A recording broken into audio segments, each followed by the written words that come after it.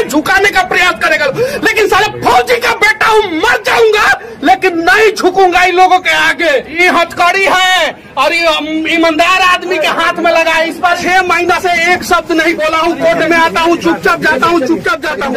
आज परेशान कर दिए। क्या हौसला है जियो मनीष काश्यप भैया, उखाड़ के फेंक दो साले को ऐसे सरकार को। मुझे गर्व है आपके ऊपर कि बिहार में आप ऐसे आदमी है। तो मनीष काश्यप के लिए कौन कौन लाइक करता है, कमेंट करता है, देखते हैं आज।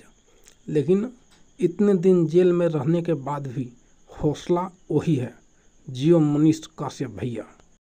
कुछ लोग ऐसे हैं कि मनीष काश्यप भैया को भूल गए हैं, लेकिन आज भी देखिए मनीष काश्यप भैया कैसे दहाड़ रहे हैं। ऐसे ऐसे सरकार के कानों तक ये आवाज़ जाना चाहिए कि गूंज उठेगा कान उसका। आप लोगों से विनती करना चाहता हूँ कि मनीष काश्यप भैया को सपोर्ट कीजिए और इस वीडियो को ज़्यादा से ज़्यादा शेयर कीजिए कि उस सरकार तक, उसके कानों तक ये आवाज़ जाना चाहिए जो मनीष काश्यप भैया को इतने दिन से जेल में डाल रखा है।